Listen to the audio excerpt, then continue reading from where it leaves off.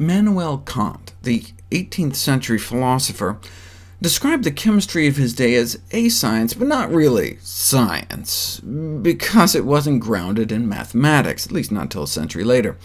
The same could be said for biology, the study of life. In math and physics, quantum physics, there are constants, physical quantities thought to be both universal and unchanging. Biology, though, was considered too complex, too messy to be governed by simple natural laws. But in 1999, a theoretical high-energy physicist from Los Alamos joined up with two biologists to describe universal scaling laws that appear to apply across the board.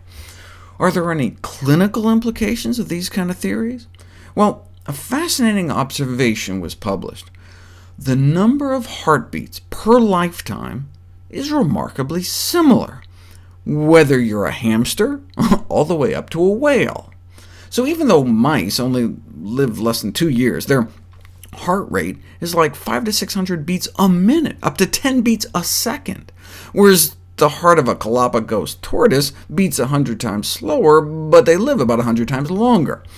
There's such a remarkable consistency in the number of heartbeats animals get in their lifetimes that a provocative question was asked: can human life be extended by cardiac slowing? In other words, if humans are predetermined to have about 3 billion heartbeats period in a lifetime, then would a reduction in average heart rate extend life?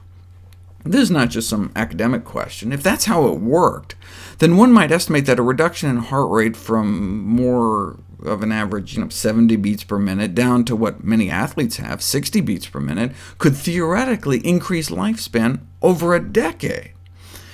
Seems a bit off the wall, but that's how the scientific method works. You start out with an observation, like this striking heartbeat data, and then you make an educated guess, or hypothesis, that you can then put to the test.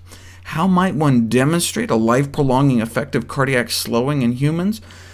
Well, perhaps a first attempt in this direction would be to see if people with slower hearts live longer lives, lamenting the fact that there's no drug that just lowered heart rate that they could give to people, since drugs like beta blockers lower heart rate, but also lower blood pressure, so wouldn't be ideal for testing the question at hand. But at least we could do that first part about, do people with slower hearts live longer lives? And indeed, from the evidence accumulated so far, we know that a high resting heart rate, meaning how fast our heart beats when you're just sitting at rest, is associated with an increased in mortality in the general population, as well as those with chronic disease. A fasting heart rate may lead to a faster death rate.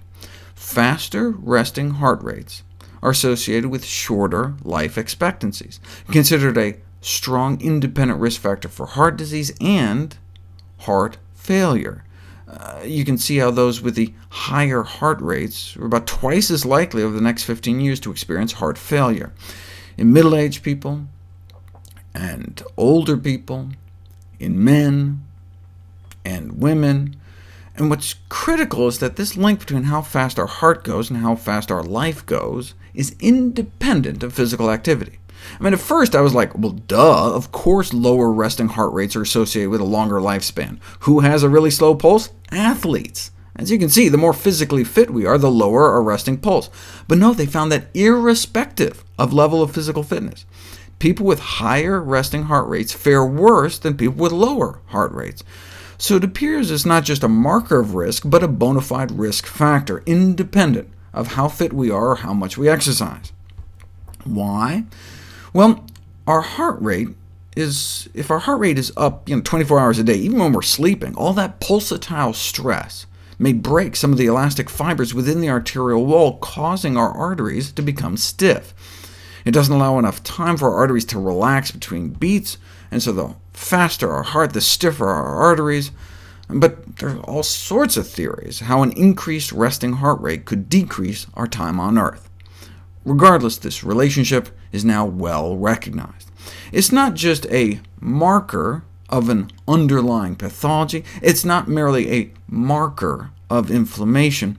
The reason it's important to distinguish a risk factor from a risk marker is that if you control the risk factor, you control the risk. But if it's just a risk marker, it wouldn't matter if we brought our heart rate down.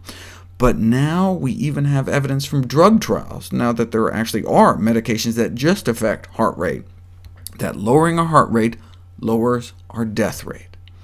It's now been shown in at least a dozen trials so far. Basically, we don't want our heart to be beating more than about 1 beat per second at rest. You can measure your pulse right now. For the maximum lifespan, the target is like 1 beat a second to beat the clock. But don't worry if you're too fast. Heart rate is a modifiable risk factor. Yes, there are drugs, but there are also lifestyle regimens that can bring our resting pulse down, which I'll cover next.